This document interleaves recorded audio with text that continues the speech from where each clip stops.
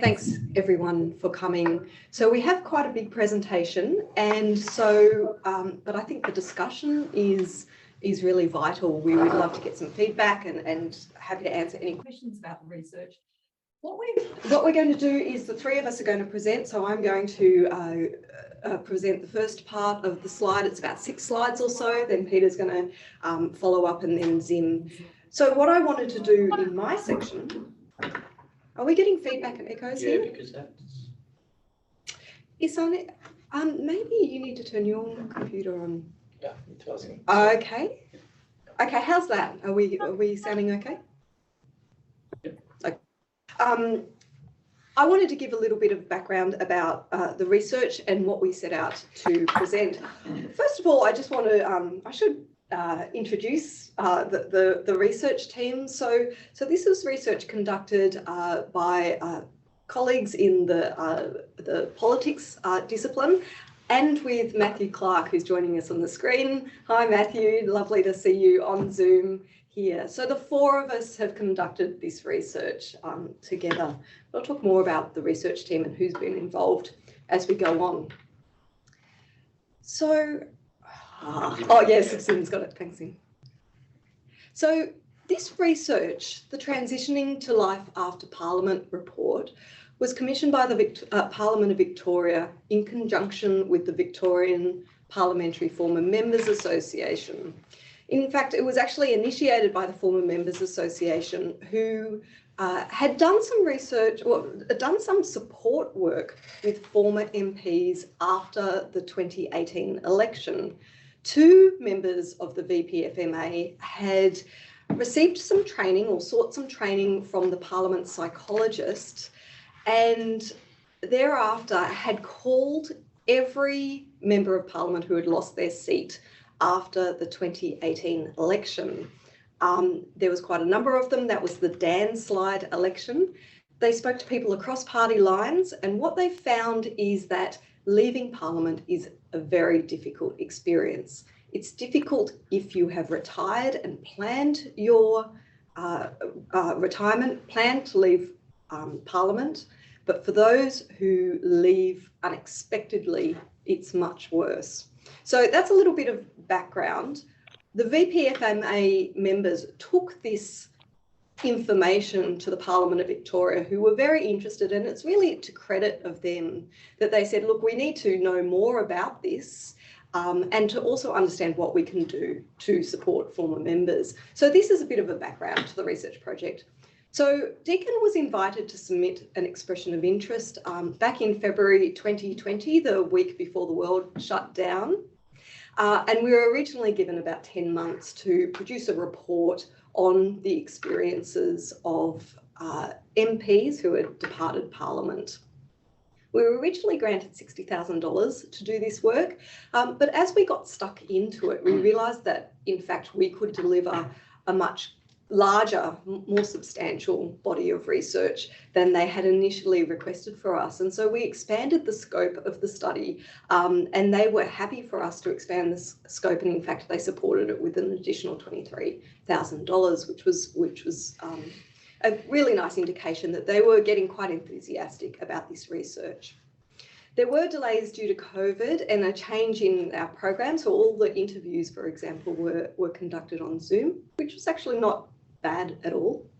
In the end, we delivered our Transitioning to Life After Parliament report 6 months later than we said that we would. So we delivered it in August 2021. It was under embargo until May 2022, and that was because there was some politics being negotiated in the background with the Victorian Parliament about when was the best time. In fact, when it was eventually launched, it was excellent timing because it was 2 weeks after the federal election. So people were thinking about these issues. So we were given 6 research objectives, actually. I've summarised them here into 4, mostly so they could fit on one slide, but because there was some overlap. So we were asked to find out to what extent do retiring and defeated members of Parliament suffer psychological, emotional, financial and practical difficulties following their exits from Parliament? How effective are the current support programs available to them, both through the Parliament of Victoria and the VPFMA? What do other parliaments in Australia or elsewhere around the world do for their former members?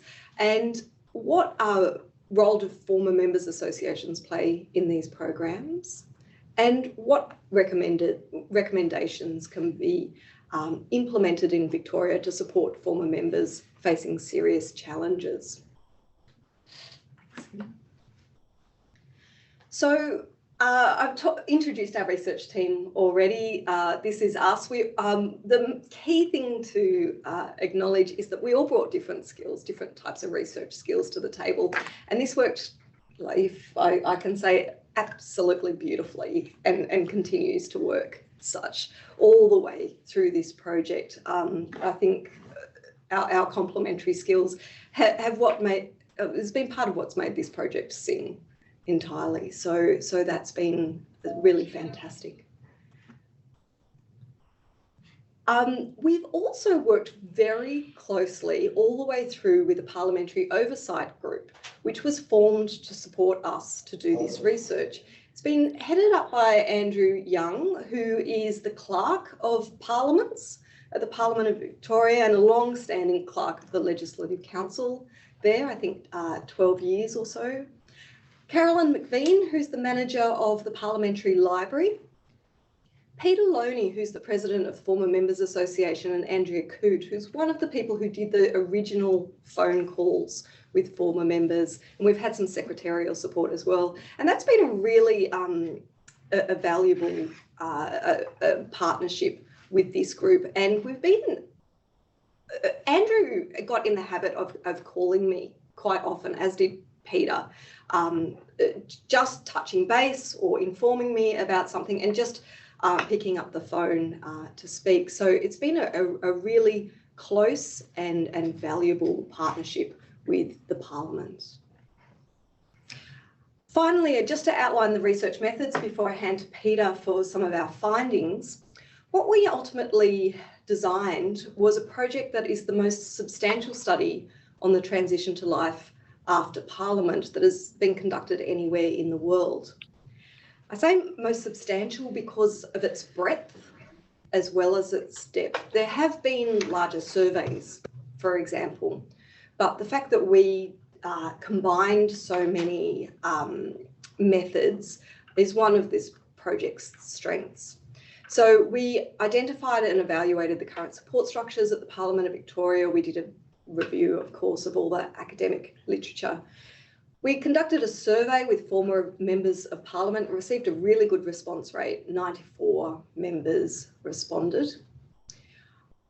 We conducted interviews, in-depth, semi-structured, long-form interviews with 39 former members of Parliament, but also Parliament of Victoria staff.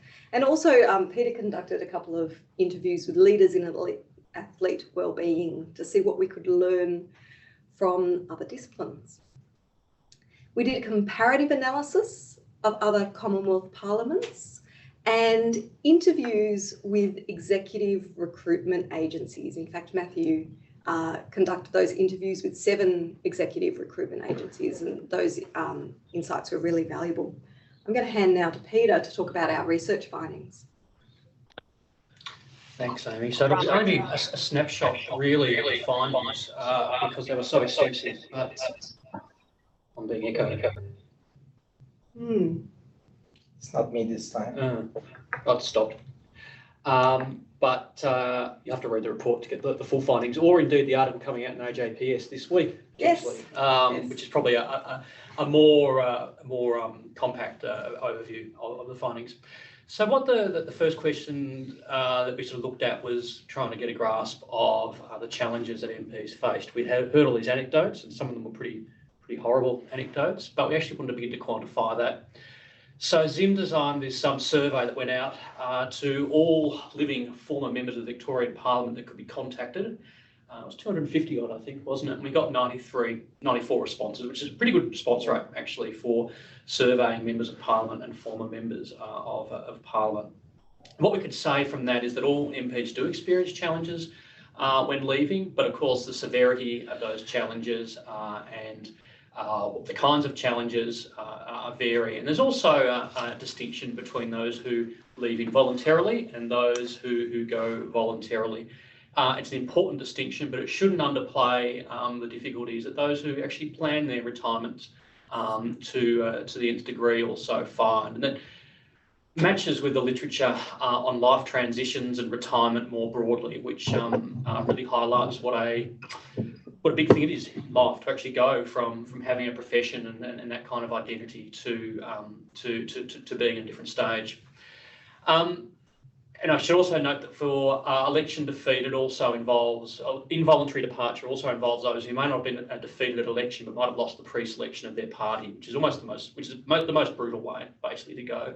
You can imagine if you've given your life to endless meetings and all sorts of things for 2 or 3 decades, and to have your party say, well, actually, we're going to parachute someone else in and you're gone, is probably the most devastating way to go. It's one thing to lose in front of the electorate, but to have that done to you is absolutely horrible. Anyway, so what we found, and it's summarised nicely in these graphs, both by those who went voluntarily and those who didn't, roughly half of the involuntary former members experienced relationship difficulties, whether that was with their spouse or their family. Whether those things that came to a head after they'd left Parliament, or whether the process of leaving Parliament caused difficulties, that's hard to know, but certainly a very vulnerable time for people in terms of relationships when they're leaving Parliament. Practical things, and this actually we've got some traction in terms of just the pragmatics around cleaning out electoral offices and returning parliamentary property, and going from having a government-owned phone and a government-owned card to having to have all those things yourself. All of those things are quite difficult, and it happens all very, very suddenly, particularly for those who lose their seats. Financial challenges, which might surprise some. What our research found and what it confirms with some of the other limited studies on what actually happens to former members of legislatures around the world is that, while a small number, go off and find lucrative public service, lucrative private sector employment or lucrative overseas trade postings or whatever, the vast majority don't. They have to make their way like any other person who's been made redundant.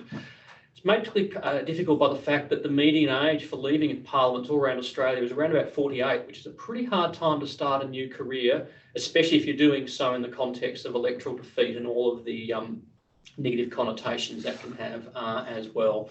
So employment challenges for those who left involuntarily were quite profound. And then, of course, a range of mental health issues as well that pertain to the process of life transitions, but also the unique process of electoral loss, if you like. We also disaggregated at this level between parties, and we found that,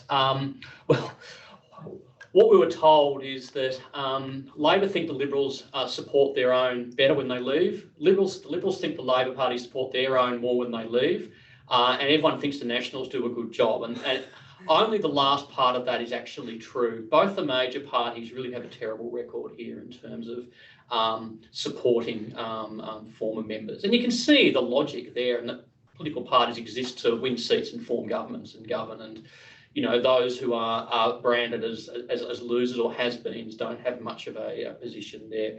The graph, though, will show that the Greens are a lot worse. I think the issue there is a very small number, sample there, and just knowing who those people, they just happen to have been incredibly unlucky, I guess. But I guess for the Greens, if it's a new problem losing seats, they've only just started winning them, so you've got to win them to lose them. So that's something else. The Nationals are interesting.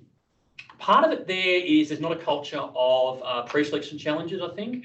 I think being rural-based is helpful for them as well, so that former MPs can still feel embedded in their communities. So we did speak to a number of former Nationals MPs who had to leave their communities after retirement because, for various reasons, some because they were still being treated as though they were the MP and expected to solve people's problems, but others also those found it really hard because they no longer had that capacity. So there's some interesting things there as well. Thanks.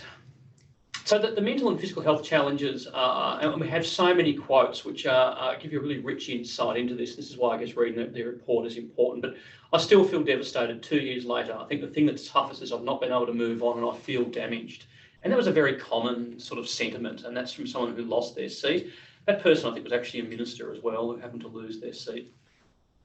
So the psychological response to losing one's seat, especially losing one's seat, but even leaving Parliament and voluntarily perhaps could be described as a form of grief. And it's a grief about what's been lost, loss of identity, not just the loss of certain perks and salaries and the salary and all of those, the loss of identity and purpose and all of those kind of things are very hard to let go of, and especially that happens involuntarily. Almost all reported severe exhaustion. If you think about it, you've just been fighting for your seat for a hard-fought election campaign, and if you win, well, the adrenaline might carry you into the next term, but if you lose, well, you just feel in a heap. So we had reported, self-reported, but also diagnoses of depression, anxiety, PTSD, alcohol abuse, and so on and so forth. Relationship and family breakdowns, again, a very vulnerable time for families. Feelings of betrayal by the community, and there's a really interesting paradox here, and I think that on the one hand, I think most of the members we interviewed could be described as Democrats in the sense they believe in the democratic system and competitive elections and so on and so forth. But then it's very hard when you're at the pointy end of that and you lose your seat. And there was even sort of a sense where I think it's difficult, and from reading the literature too on this, where members feel almost defeated members feel a sense of guilt that they understand that some have to win and some have to lose, and that turnover is healthy. But there's this constant feeling of why me? Why was it me that had to lose my seat in the name of democratic turnover? So there's those kind of complicating things too. And we found it can take years to recover, certainly months in all cases, and in many cases, years. And then, I mean, one of the big things is around people who, for all intents and purposes, look incredibly qualified to take on management roles, whether it's in the public sector or the private sector. And, if you think about the complexity and the difficulty of the job of a minister with one portfolio, let alone several portfolios, which some of them do now, usually not in secret, but and then to basically be told by executive recruitment agencies or prospective employers that actually we don't value your skill set, and that effectively you can't, we don't want to employ you, and you have these ludicrous situations where former ministers can't even get jobs in their own departments. Now, there's a whole range of reasons for that. And one is you probably don't the incoming minister, or indeed, the senior management of the department probably don't want the minister, a former minister, lurking in there. But you can see there's a problem here where you've got obviously demonstrable skills, but they can't be utilised because of the fact that the person gained those skills as a former MP. So 53% took at least 6 months to find work, 12% longer than 18 months. And at 48 years old, with probably still fair whack of one's mortgage to pay off, that's not a good situation to be in. I can go on from there. Yep. I think, so the thing I should say then is this form of discrimination is partly based on a view of MPs as being political liabilities. So of course the problem is that often you get the highest turnover of MPs when the government changes, and then for the other government's in and making appointments to public boards and things, they're not going to likely want to appoint people from the previous government. And of course the NGO sector is very politically sensitive and tends to avoid people from either side because they don't want to prejudice their opportunities to access funding.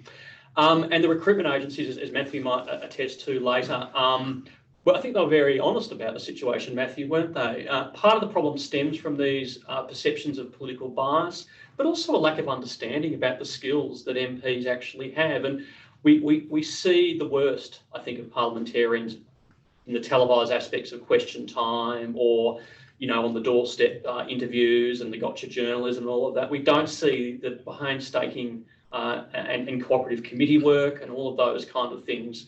Or the dealing with constituent problems, all of these highly skilled roles. And then for these people not to be able to use those skills, and most of them want to use those skills to the benefit of the community when they leave Parliament, is really problematic. just before we go on, can you make a point about the gender aspect? Yeah, sorry, the gender aspect too. So that is important. Sorry, Amy. And that is that while some men do go on, from our survey data, did go on to positions post-Parliament that were equivalent or higher in terms of remuneration and equivalent or higher in terms of responsibility and managerial level, not a single woman did in terms of salary. So that actually being an MP was the peak, represented the peak of their earnings. And okay, right, backbenchers get 200,000 here in Australia, in Victoria before tax, 211,000 at the federal level. If you look at the hourly rate, that's not very good money actually, because when they're doing 70, 80 plus hours a week on that, that's not a great necessarily hourly rate. But when the average term, the average length of tenure for most MPs is 2 4-year terms, that's 8 years, occurring in your 40s. The superannuation schemes now, I was going to say they're no better than, but we're actually on better. We have better superannuation schemes as academics in terms of employee contributions and things like that. So for someone leaving at the age of in the late 40s with only 8 years experience and having to basically start another career and not having access to their super and all of those kind of things is very problematic, especially for women.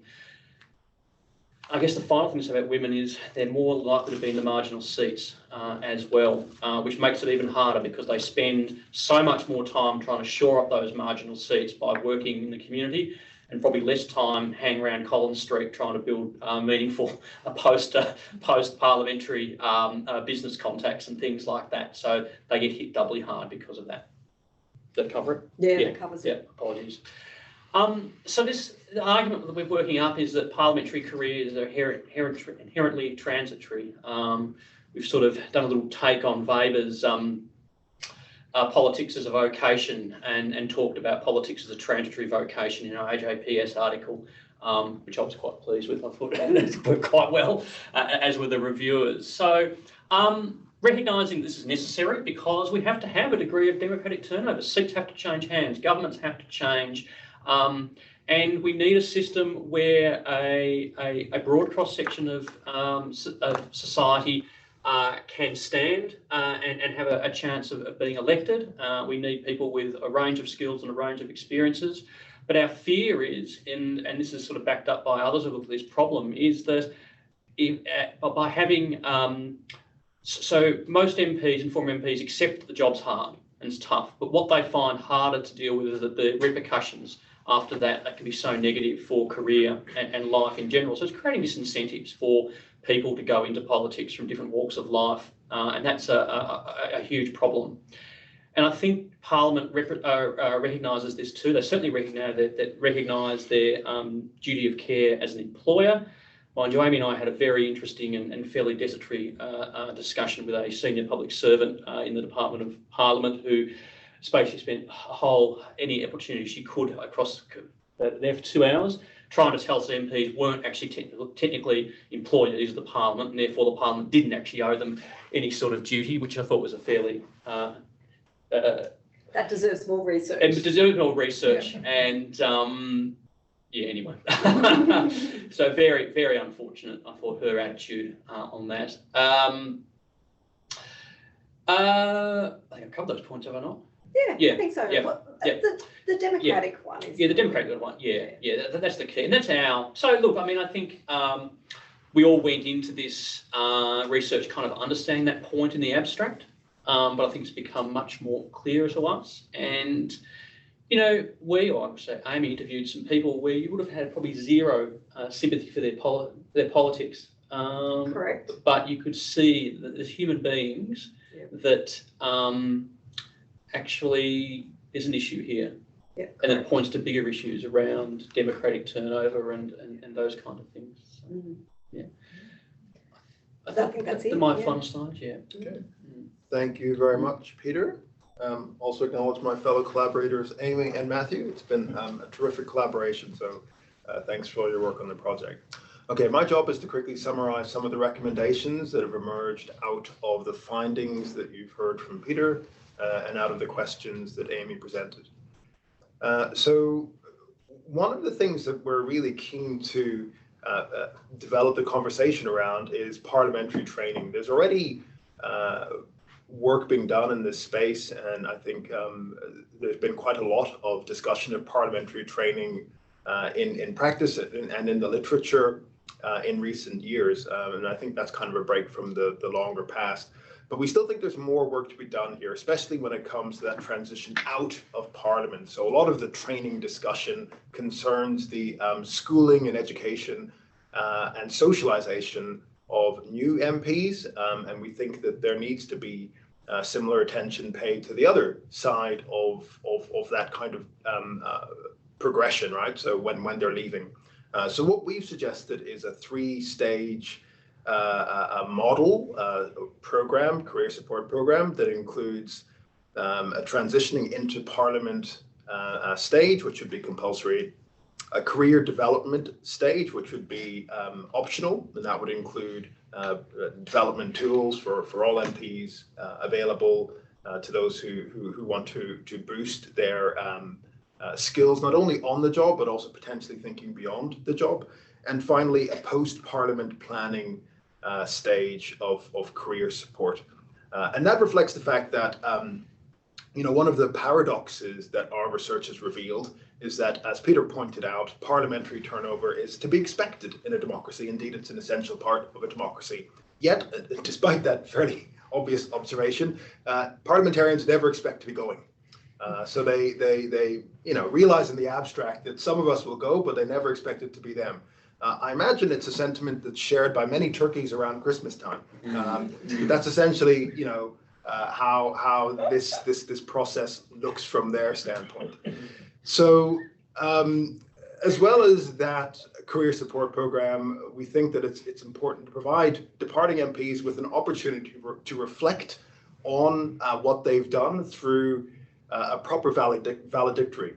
This is actually one of the differences between the parliamentarians who leave voluntarily through retirement and those who leave involuntarily as a result of electoral defeat. Those who leave voluntarily have a number of practical advantages. They're able to plan their departure, they're able to begin making connections with the private sector and so on. But also, at a cognitive level, they're also better able to prepare and process their departure. And we kind of think that a valedictory speech, which many people who leave through retirement are able to organise and deliver, providing that opportunity, perhaps not in Parliament House, but somewhere nearby and somewhere, at least semi-official, would provide departing MPs with a chance not only to gain some closure on their time in Parliament, but also to present their narrative of their time, what they believe to be the accomplishments of their tenure. Let's not forget that this is not a box that will be empty or remain a vacuum. It's filled with media commentary and popular discussion about what they've done. And it seems fair to all concerned that the MP has an opportunity to present their own interpretation of their record and their time in the Parliament. So that's another recommendation. A third recommendation, which in a sense is an implication of the first one in particular, is to push the date back of the opening of Parliament. And I think we're suggesting it would be in February instead of the week before Christmas. Instead of the week before Christmas. Okay. This wasn't our idea. This was the idea of the clerk. Okay. Yeah. Even better. And the reason for this is to provide more time for the training program. One of the problems and challenges of being an MP is that life is very fast-paced. There isn't time for anything. And time for training seems like an extravagance that you shouldn't indulge. But if we do actually carve out some time before the parliamentary process begins officially, then hopefully more people will be able to take up the training that is available. One of the complaints about the exit process is the practical management of leaving the office. Many MPs commented that they weren't well treated. They were often assumed, the worst was assumed about them when it came to office equipment. You have an MP who used to be, a very important person yesterday, being challenged about, where the mobile phone that the government had given them has gone, or what they're doing about, trivial office equipment, stripping of their name from the door very quickly, after they leave, after they're subjected to the humiliation of an electoral defeat. These little indignities, alongside sort of more practical measures such as finding a new car, getting a new computer, getting a new phone. These are all part of a process that we believe could be improved in terms of managing the exit from parliamentary office. So we think that more assistance could be given to MPs during this exit process, both practical, but also, and this is the fifth recommendation, psychological. So many MPs, as our findings showed, suffer from psychological hardship. And, this is, I think, a difficult, sensitive point because many people in society suffer from psychological hardship too. It's tough for a lot of folks out there. But, to the extent that we can alleviate burdens on people, we should. And there's certainly more that can be done in this space, as there is more that can be done in society as a whole to support people who are going through difficult transition processes with psychological counselling. And one point that we should make is that some jurisdictions do this better than others. The Canadian parliaments do this better than the Australian parliaments on the whole. So in a way, and furthermore, the Australian parliaments do this better today than they did in the past. So there is progress being made, but there's still more to be done. Our research has been very collaborative with the former Parliamentary Association, and we've learned through that collaboration that what they do is really important. They provide a repository of knowledge and experience about the parliamentary process that can't be found elsewhere. These people used to be parliamentarians. They know the experience of entering, of serving in the parliament, of leaving the parliament. And they have worked with many people who have gone through the various cycles of life in the front line of politics. They have institutional resources that can be drawn on to support for former parliamentarians. They convene social events. They do a lot of almost behind the scenes work in terms of fostering a good culture for former parliamentarians. And some steps to formalize their status, given this role that they play, this informal role that they play, would be helpful. I don't think anybody wants the former Parliamentarian Association to be, a part of Parliament in an official sense. It should be separate, and it's important to maintain that. That's, if you like, part of its appeal and part of its role. But a formal status of some kind would enable it to perform its role at a higher level. As a seventh recommendation, and this is building on the interviews that Matthew did, it's clear that the recruitment agencies have a very weak understanding of the role of the parliamentarian, the skills that they acquired during that time. And this, in a sense, is quite challenging because, to become a parliamentarian does not require you to fill in a job application and be selected through a competitive interview process and to be constantly demonstrating your skills relative to a standard pro forma like the way we do in most ordinary work. In that sense, it's an extremely unusual job to be handled by recruitment agencies that deal with regular forms of employment. So it's about finding a language to talk about the skills they gain. And that's a challenge for recruitment agencies, but also we've found for parliamentarians themselves. Many of them have never really sat down to learn how to compile and narrate their experiences and skills in ways that make sense to private sector employers and others. So just finding a way of talking about parliamentary skills, parliamentary attributes, in ways that make sense in terms of the wider labour market, I think is key. The eighth recommendation is kind of similar to the second. Former parliamentarians should have a chance to provide a testimonial. This is all about, the narrative around their departure and their time in Parliament. We advocate for more financial support for retraining. And finally, we suggest that accreditation conditions should be waived for professionals. So if you are in certain professions, it is very difficult to re-enter them after your time in Parliament. And we are saying that those conditions should be lowered. This is obviously not appropriate for all professions, but for some, it seems unnecessary and perhaps to some extent slightly unfair that your time in Parliament may penalise you relative to that career in the future. And we do know that in some countries, you are given a waiver on accreditation requirements if you are taking a break from that career to serve in the national Parliament. And we basically think something similar should be applied more widely here in Australia and Victoria in particular. So those are our recommendations. Another recommendation that has been submitted to the Victorian Independent Remuneration. Will be in the next round.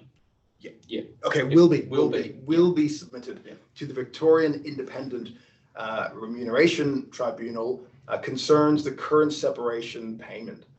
Now, at the moment, that is structured on a time-served basis. We did some modeling to look at restructuring this on a needs basis. Now, one of the constraints of the model that we ultimately went with was that we didn't want it to be financially that much more expensive, right? So, how you structure the payment, you can structure the payment in a variety of different ways. If you decide to reduce the amount you pay, then you can have different, parameters. And if you want to increase the amount, you can have different parameters. We wanted to basically have the cost relatively neutral and then change the formula so that it's not so much no matter your situation, you get a certain amount if you served a certain amount of time. Rather, we wanted to keep the total pot the same, but have some people getting a little bit less because they basically don't need it, and others getting more because they do need it. So we wanted to redistribute it in a way that is economically and socially more efficient and effective. And we think that's certainly possible without actually spending a great deal more. Okay, so final set of slides concerned with what we're doing in the Academy and our engagement beyond the ivory tower.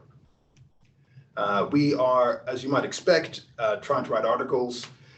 The first of these articles has made good progress, is now on the verge of, it's in press, isn't it? So it's been accepted by the Australian... Press yet, but I just did the proofs. Okay, so I stand corrected. The proofs have yet to be submitted, but it is otherwise ready to go.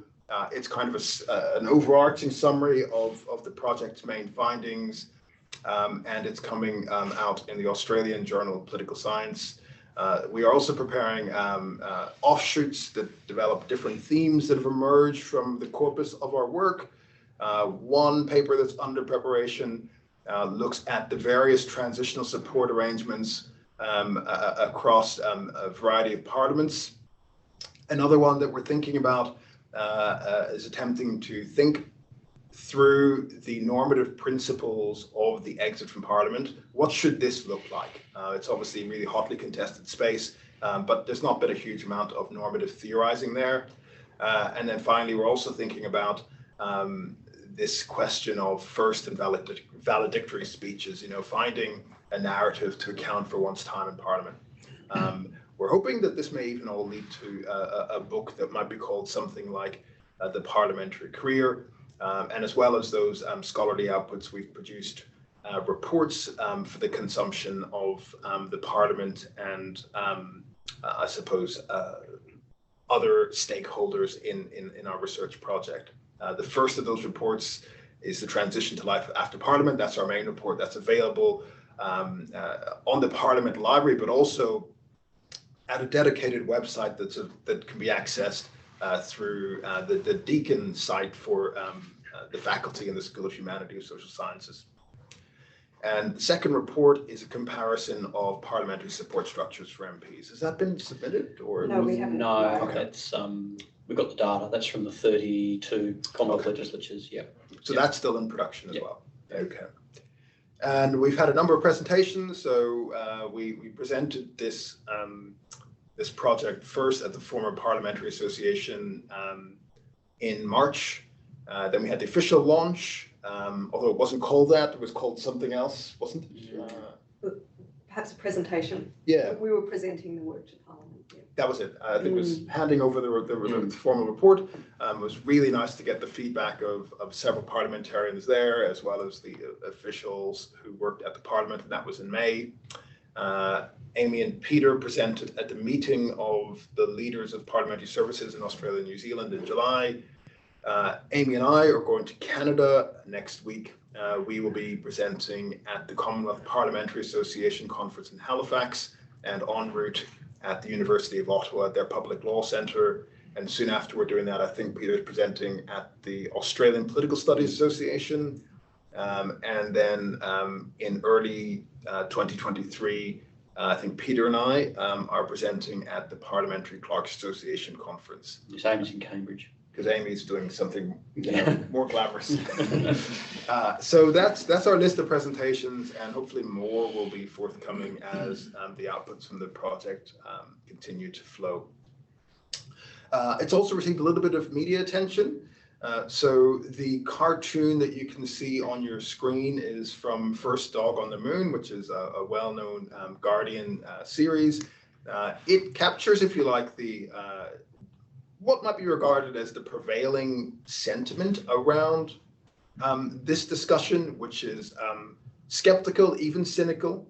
And I think that, and our report seems to have triggered this particular cartoon, but I think this space, the cartoons is interesting for several reasons.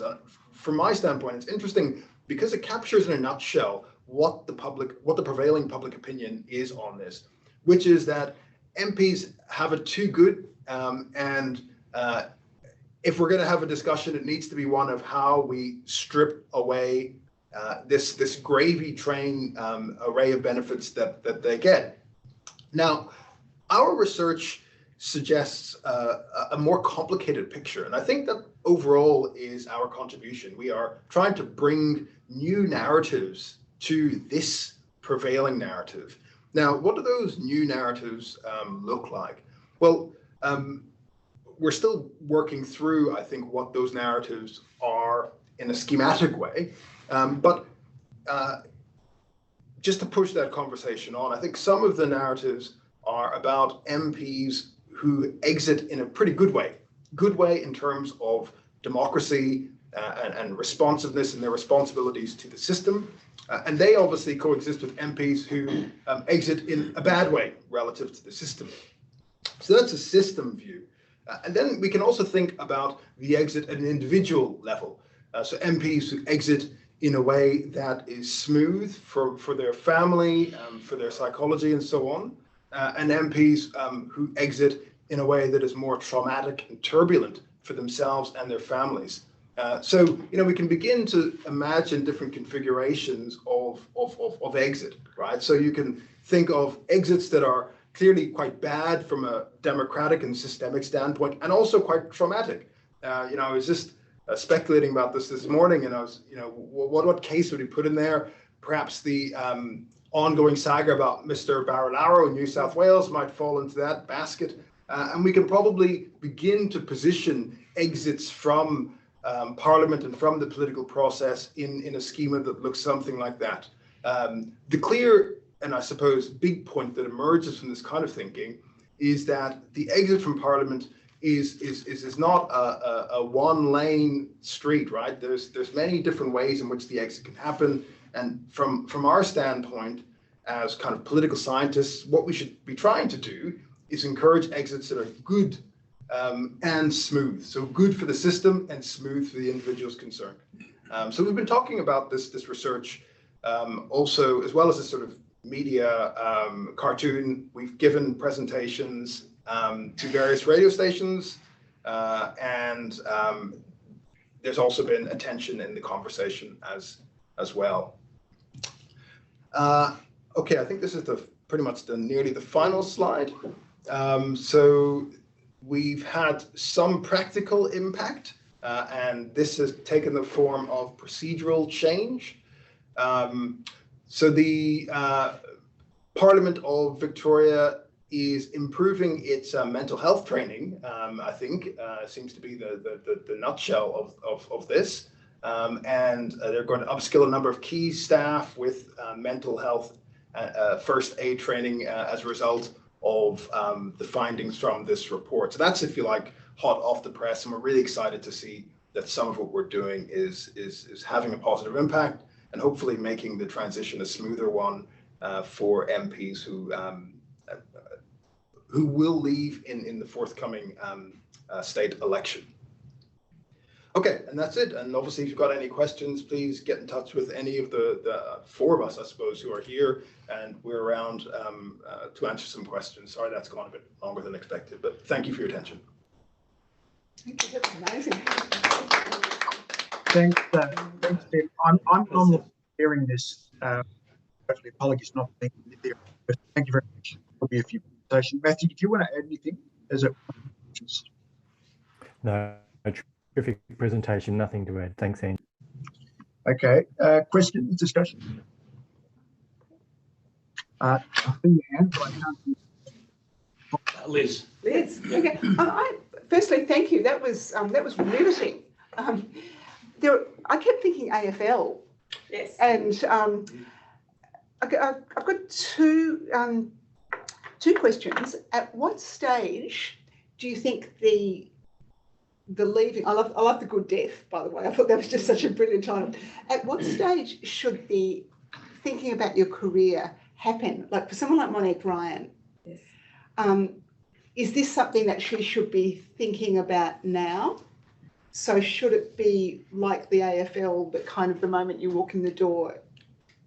Yeah. So that. Yeah. And the second question I had was about families, and I realise that this is a much bigger. Did your findings, well, kind of implicitly, your findings suggested that families need to be offered support? Do you mind if we get a few more questions and then you answer several? Except for the problem, we'll forget what Liz asked. All right, I'll answer Liz's, but from then on, yes, fire answer Peter, and then Josh is next. Should I? Team? Yeah. So the AFL and elite sport example is really good. And we did speak to someone at the AFL Players Association. From the moment, pointing to the moment that an 18-year-old walks into an AFL club, they're told, right, what's your life plan? And we've got to start thinking about life after this, because you could be here 10 years, you could be here 6 months. You're one knee injury away from having to do something else with your life. So you've got to do that with, the Parliament's talking about that as well. And this notion of storytelling is really important. And this is where the Former Members Association comes in, so that recently departed members probably need to talk to newly elected members and say, look, this is the challenge. This is what you can do to mitigate this. We understand you're doing an 80-hour-a-week job now and you've got that to think about, but that's really helpful as well. Families, yes, implicit. Our colleague, Joan Roberts in the UK has interviewed spouses of former MPs and defeated MPs, and only a small number, and some interesting results there. But the ARC grant, which is hopefully going to come out of this, that would be one of the angles, is to actually look more broadly at that, because, as I said, the vulnerability, families are also in a really vulnerable place, and familiar relationships are a very, very vulnerable stage at the point where the MP departs for a range of reasons. So, yep, that's right. What was your other question? No, that was it. Thank you very much. Thank you, Peter, for forewarning me of that, given that I'm a spouse of a city member. Hadn't occurred to me, Andrew, but any time to talk. Yes. But I'm here for that, I guess. Josh, you were next. Yeah, thank you. Just want to congratulate everyone on some really incredibly interesting research, and it raised a lot of questions for me thinking about this and its impact on democracy. I'll just start by saying the ADF might be also a good comparison. You've probably looked at that. The Australian Defence Force and transitions out. I know from experience that there's a lot of work done in that space. I'm interested in, I suppose, the inverse to what you're looking at, which is exit points, and that's entry points into politics. And there is a pathway, be it for the Labor Party through unions and electorate officer positions. For the Liberals, it's through the IPA or through business chambers of commerce and so on, and then electorate office positions. And I think, I suppose my question is, in a way, are we not setting up politicians for failure if one of the few avenues into politics is through these professional career politician style pathways?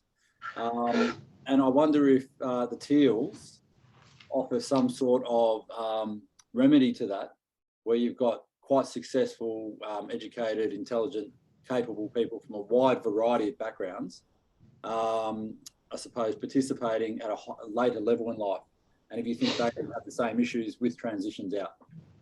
Yeah, can I speak to that? Yeah. Yeah, Josh, that's an excellent point. And thank you also for the point of the ADF. We actually haven't investigated what the ADF is doing, but we will. So thank you. On the point about career pathways in, and then the difference that might be the experience of the Teals. In terms of pathways in, it's not so universal as you are, as the picture you're painting. Not every Labor Party person goes through the unions and so on. And we actually found in our research that the people that fared worse are the people who were, you know, the good, solid party members. They turned up to meetings, and then when you know, it came to election time and there was nobody running for that party in that particular seat because perhaps it was a safe seat for the other party. They did the right thing by the party and they stuck their hand up in that particular election, and then lo and behold, it's a landslide. And they've had to give up their job.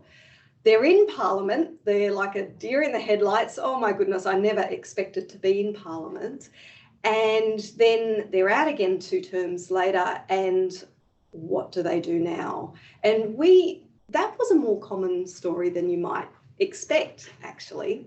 So even though there are a lot of people that really plan from, you know, the moment that they are out of nappies, that they are going to be Prime Minister one day and or Premier, and off they go on that pathway, there's a lot of people that kind of end up in Parliament by accident.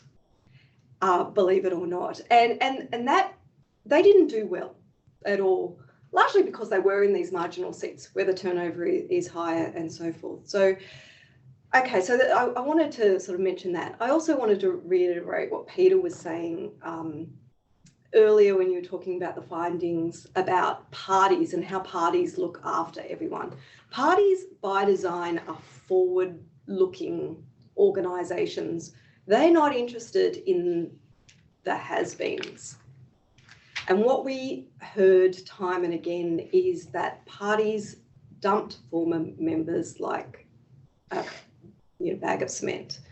They were not interested at all. And so the support structures there, that was even more hard for the people who said, well, I feel like I've sacrificed a lot for this party. I've sacrificed an enormous amount.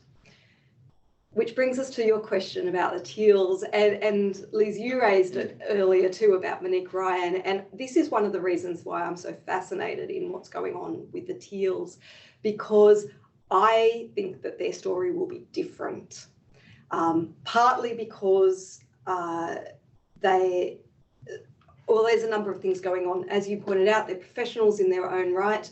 They've had careers up till this point. They're going in a different way. They've got a different relationship with Parliament in general, and they might be more active about choosing the time of their departure. So Cathy McGowan said very clearly she would be in for 2 terms, and that was it. And then she handed over. So I think, Josh, it's ripe for more research. And I would be keen to be doing that research myself because I'm quite fascinated by what's going on there. But the problem with Monique Ryan is she does 4 years in Parliament. She can't go back to Minister. No, she's right. Back at square one. Because she can't keep up the accreditation hours. And so this is the thing about the accreditation. And she can't pick up a few shifts a week in a hospital because what the Herald Sun say. MP, moonlighting as doctor. Can I just, Peter's absolutely right, because the constraint is what would the Herald Sun say? So they are allowed to do work alongside being an MP for this reason. It's just that the media reaction would be very intense. You're allowed to run a farm.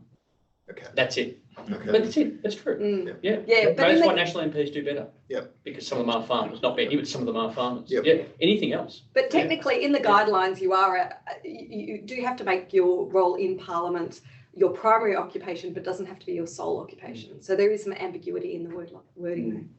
Yep. But yes, what would the Herald Sun say? Yep. Well, of course, I mean, one issue there, I mean, that comes back to the undue influence of the Murdoch press, although the Herald Sun crashed Dan Andrews for 4 years in government, that he won landslides. They don't always get their way. Scott Morrison, by the way, is hanging on, doubling down. Everything he did was in the national interest. Just an update there from his wire. Any other questions or comments? If you're in the room, I'm going to see you. But anyone else online? Jeff has asked a question in the chat. Good afternoon. I have a question to the panel. Questions. Oh, it's a long question. Did your research also identify? Oh no, sorry, it's not from Jeff. Sorry, there's two chats there. Jeff's made a comment about British Parliament's being more permissive on second jobs, but maybe tightened up now. Amy Nethery has asked, it's fine, thank you, Adriana.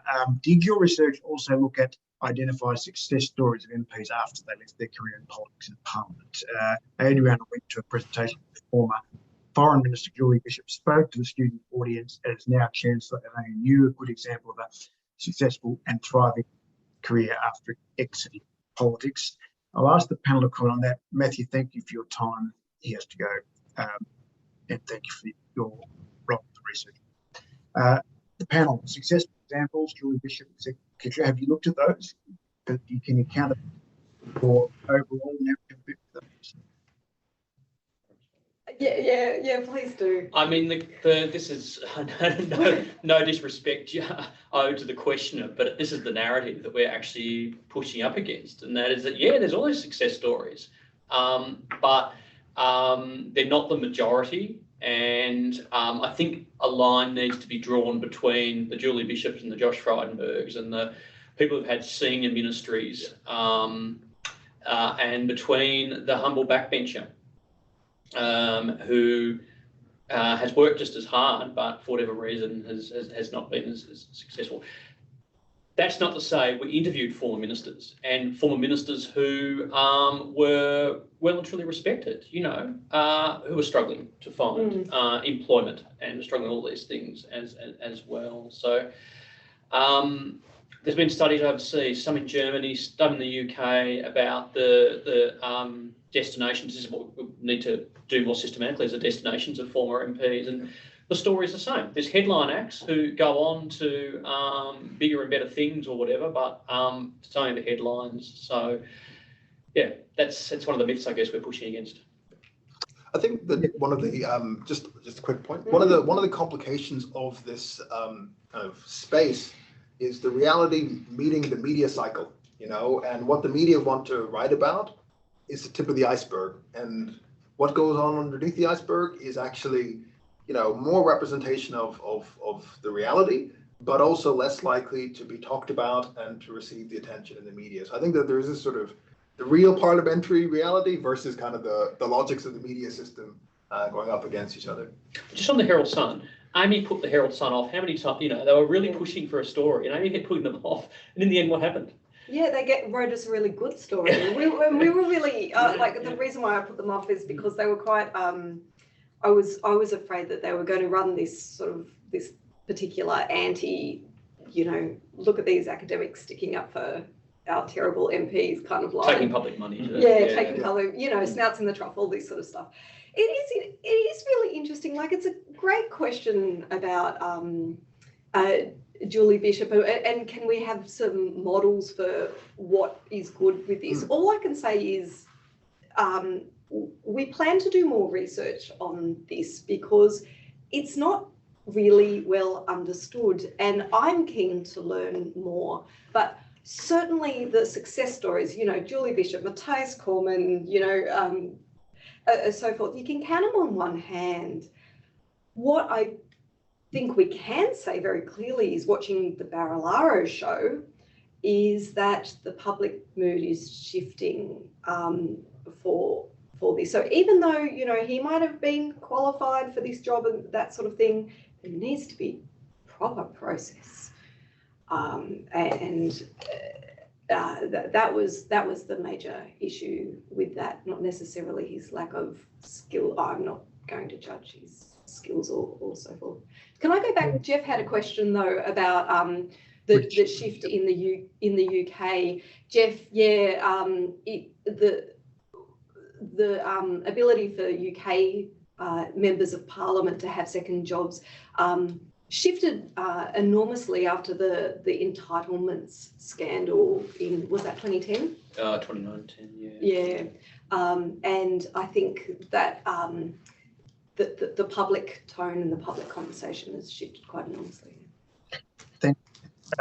Question now from Becca. Sorry for not. In the chat, would it be true to say that MPs who serve as ministers front bench have done better than those in the back? My impression is the answer to that might be yes, but not universal. I think that's right, and also I think we need to actually, before we answer that question, Becca, thank you for that question. I think we need to do the research. Mm. Yes. The research that has been done though overseas is depends on portfolio. So in Germany there was a study where financial portfolio, defence, foreign affairs was very helpful. Social services and so on and so forth weren't, because the opportunities were then in the NGO sector, the skill set opportunity in the NGO sector, which didn't want to be seen to be politicised. Mm. So the worst thing you could do if you were in the non-government sector is employ a former minister for social services, because that would put you offside with one party. That to another issue. I think it might need, if you're going to continue this expansion of research, it might need some more attention, and that is ministers have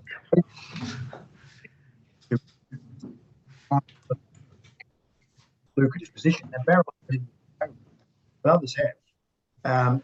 Notorious examples are Andrew, what was his surname? Andrew Rock was the member for Goldstein, Minister for Trade. He helped sell off the port of Darwin to China, and then he got a job. Something like that. The case of Kilo Chi, National scheme, which was more generous than the current one, and went straight into a merchant bank. He was paid a lifetime massive salary pension at the age of 44. And I think there's the code of conduct issues about people trading off the access they get as minister to then make money out of that. Martin Ferguson's worked for the nuclear lobby as a former resources minister. And I can tell you one other one which is less known. A former backbencher in the federal parliament, was quite a good backbencher, Roger Price, was very friendly with Stephen Conroy, who therefore ensured that he got appointed as Consul General in Chicago on a salary of $400,000 a year as soon as he left Parliament. So of course they may be the anecdotal exceptions. Maybe national sphere there will be more of that coming out. But just throw that in. I'm happy to hear your response on that. Mm. There's a parliamentary inquiry that's reported in South Australia where basically the report said that the inquiry was into this revolving door perception where, you know, former MPs go into lobbying or whatever in the areas, and they said, well, if we're going to actually deal with that seriously, we have to compensate MPs for losing that one particular avenue for post-parliamentary employment. And their argument was reintroducing defined benefit pensions would be one way of doing that. So the two things sort of work hand in hand is my point, is that I agree with you, there's some very concerning things there, but what do you do as a former minister? You find a job, and if that job is related to your portfolio because that's all you can get, or that's where your skill set is, if that's bad for democracy, what do we do? Pay a pension might be the solution. I agree. I think that is where the politics takes you. That's true. Mm. I think we're going to have a federal integrity commission set up in Australia.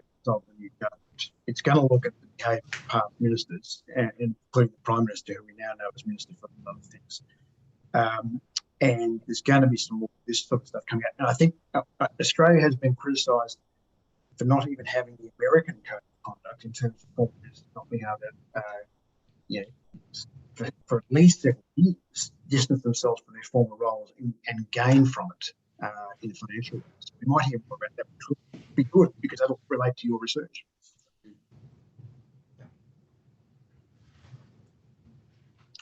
Any other questions or comments for the panel? We're sort of running out of time. One other story I'll mention. Sorry, I've got the anecdotes. I should be telling them all, but one other very good former federal MP, Robert Tickner, who was Minister for Indigenous Affairs in the Hawke and Keating governments, lost his seat in the 1996 election. It took him a very long time to get another job, I know that for a fact, and he was very down about it, partly because he'd been associated with the Hindmarsh Bridge secret women's business issue. But he managed to ride all that out, and he's been a very successful senior executive of the Red Cross, and now runs the Justice Reform Initiative campaigning for prisoner rehabilitation and for both young people can be jailed. And yeah, it's a very good example of giving back. And he hasn't been lining his pocket. I can think of other plenty of positive examples, like Brian Howe, the former Social Security Minister, who does a lot for academia. John Kane, for Premier, who had strong views on this topic, etc. So thank you, Amy, Jim, Peter,